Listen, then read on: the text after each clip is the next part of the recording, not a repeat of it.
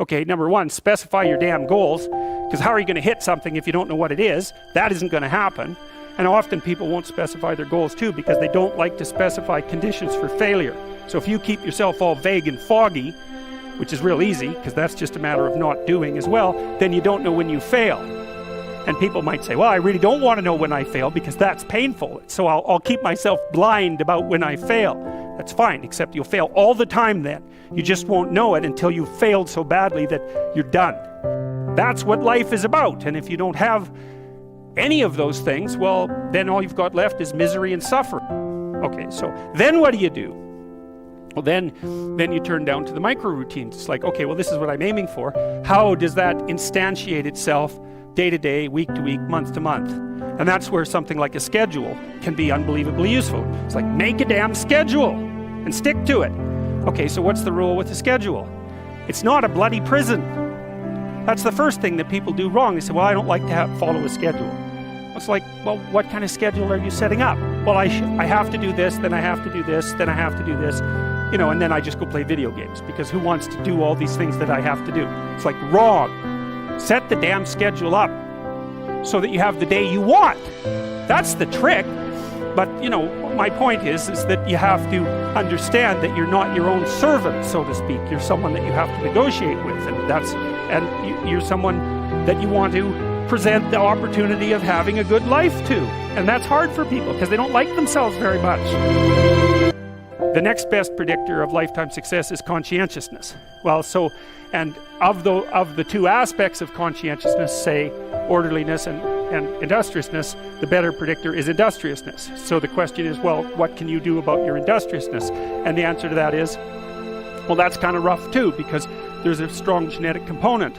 But you can work on micro habits with regards to your conscientiousness. And I think the best micro habits, this is partly to do with this future authoring program processes, I think the best thing you can do with regards to your conscientiousness is to set up some aims for yourself, goals that you actually value.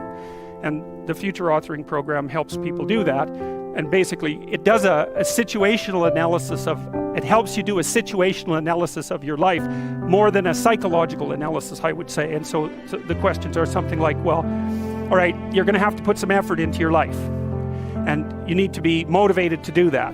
And so what are the potential sources of motivation? Well, you could think about them in the big five manner.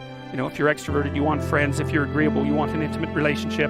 If you're disagreeable, you want to win competitions. If you're open, you want to engage in creative activity. If you're high in neuroticism, you want security. Okay, so those are all sources of potential motivation that you could draw on, that you could tailor to your own, your own personality. But then there are dimensions that you want to consider your life across. And so we ask people about, well, if you could have your life the way you wanted it in 3 to 5 years, if you were taking care of yourself properly, what would you want from your friendships? What would you want from your intimate relationship? How would you like to structure your family? What do you want for your career? Well, how are you going to use your time outside of your job? And how are you going to regulate your mental and physical health, and maybe also your drug and alcohol use? Because that's a good place to auger down, because alcoholism, for example, wipes out 5 to 10% of people. So you want to keep that under control. And then so maybe you develop a vision of what you would like your life to be, and that associates the goal. Well, once the goal is established, and then you break down the goal into micro processes that you can implement. The micro processes become rewarding in proportion, in relation to their causal association with the goal, and that tangles in your incentive reward system. We talked about the dopaminergic incentive reward system, and that's the thing that keeps you moving forward. And the way it works is that it works better if it produces positive emotion when it can see you moving towards a valued goal. Okay, well, what's the implication of that? Better have a valued goal, because otherwise you can't get any positive motivation working out. And so the more valuable the goal, in principle, the more the micro processes associated with that goal start to take on a positive charge. And so what that means is, well, you get up in the morning and you're excited about the day, you're ready to go. And so as far as I can tell, what you do is you specify your long-term ideal. Maybe you also specify a place you want to stay the hell away from, so that you're terrified to fail as well as excited about succeeding, because that's also useful. You specify your goal. You do that in some sense, as a unique individual, you want to specify goals that make you say, oh, if that could happen as a consequence of my efforts, it would clearly be worthwhile. Because the question always is, why do something? Because doing nothing is easy. You just sit there and you don't do anything. That's real easy. The question is, why would you ever do anything? And the answer to that has to be because you've determined by some means that it's worthwhile.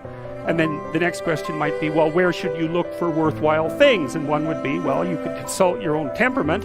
And the other would be, well, you kind of look at what it is that people accrue that's valuable across the lifespan. So you do a structural analysis of the subcomponents of human existence, and already did that. You need a family, you need friends. Like, you don't need to have all these things, but you better have most of them. Family, friends, career, educational goals, plans for, time outside of work, attention to your mental and physical health, etc. That's what life is about. And if you don't have any of those things, well, then all you've got left is misery and suffering. So that's a bad deal for you. So once you set up that goal structure, let's say, and that's really in many ways that's what you should be doing at university. That's exactly what you should be doing, is trying to figure out who it is that you're trying to be, right? And you aim at that, and then you use everything you learn as a means of building that person that you want to be. And I really mean want to be. I don't mean should be. Even those things are going to overlap. And it's important to distinguish between those, because that's partly, and this is back down to the micro-routine analysis. So if I was saying, well, you're going to try to make yourself more industrious. Okay, number one, specify your damn goals, because how are you going to hit something if you don't know what it is? That isn't going to happen. And often people won't specify their goals too, because they don't like to specify conditions for failure. So if you keep yourself all vague and foggy, which is real easy, because that's just a matter of not doing as well, then you don't know when you fail. And people might say, well, I really don't want to know when I fail because that's painful. So I'll keep myself blind about when I fail. That's fine, except you'll fail all the time then. You just won't know it until you've failed so badly that you're done. And that can easily happen by the time you're 40. So I would recommend that you don't let that happen. So that's willful blindness, right? You could have known, but you chose not to.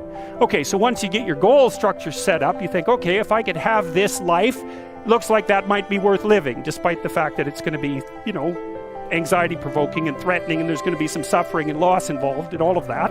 Obviously, the goal is to have a vision for your life such that, all things considered, that justifies your effort. Okay, so then what do you do? Well, then you turn down to the micro-routines. It's like, okay, well, this is what I'm aiming for. How does that instantiate itself day to day, week to week, month to month? And that's where something like a schedule can be unbelievably useful. Google Calendar. It's like, make a damn schedule and stick to it. Okay, so what's the rule with the schedule? It's not a bloody prison. That's the first thing that people do wrong. They say, well, I don't like to follow a schedule. It's like, well, what kind of schedule are you setting up? Well, I have to do this, then I have to do this, then I have to do this, and then I just go play video games, because who wants to do all these things that I have to do? It's like, wrong. Set the damn schedule up so that you have the day you want. That's the trick. It's like, okay, I've got tomorrow. If I was going to set it up so it was the best possible day I could have, practically speaking, what would it look like? Well, then you schedule that. And obviously there's a bit of responsibility that's going to go along with that, because if you have any sense, one of the things that you're going to insist upon is that at the end of the day, you're not in worse shape than you were than at the beginning of the day, right? Because that's a stupid day. If you have a bunch of those in a row, you just dig yourself a hole and then you bury yourself in it. It's like, sorry, that's just not a good strategy. It's a bad strategy. So maybe 20% of your day has to be responsibility and obligation, or maybe it's more than that, depending on how far behind you are. But even that, you can ask yourself, okay, well, I've got these responsibilities. I have to schedule the damn things in. What's the right ratio of responsibility to reward? And you can ask yourself that, just like you'd negotiate with someone who is working for you. It's like, okay, you got to work tomorrow. Okay, so I want you to work tomorrow. And you might say, okay, well, what are you going to do for me that makes it likely that I'll work for you? Well, you could ask yourself that, So maybe you do an hour of responsibility and then you play a video game for 15 minutes. I don't know, whatever turns your crank, man. But, you have to negotiate with yourself and not tyrannize yourself. like you're negotiating with someone that you care for, that you would like to be productive and have a good life. And that's how you make the schedule. It's like, and then you look at the day and you think, well, if I had that day, that'd be good. Great. You know, and you're useless and horrible, so you'll probably only hit it with about 70% accuracy, but that beats the hell out of 0, right? And if you hit it even with 50% accuracy, another rule is, well, aim for 51% the next week, or 50.5% for God's sake, or because you're going to hit that position where things start to loop back positively and spiral you upward. And so that's one way that you can work on your conscientiousness, is plan a life you'd like to have. And you do that partly by referring to social norms. That's more or less rescuing your father from the belly of the whale. But the other way you do that is by having a little conversation with yourself about, as if you don't really know who you are, because you know what you're like. You won't do what you're told. You won't do what you tell yourself to do. You must have noticed that. It's like you're a bad employee and a worse boss, and both of those work, you know, for you. You don't know what you want to do, and then when you tell yourself what to do, you don't do it anyways. You should fire yourself and find someone else to be. But you know, my point is that you have to understand that you're not your own servant, so to speak. You're someone that you have to negotiate with, and you're someone that you want to present the opportunity of having a good life to. And that's hard for people because they don't like themselves very much.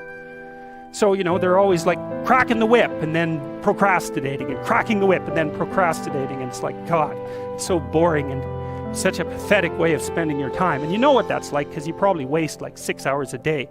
And I think we did an economic calculation about that a while back, right? Your time's probably worth $50 an hour, something like that. I mean, you're not getting paid that now, but you're young. And so this is investment time. And what you do now is going to multiply its effects in the future.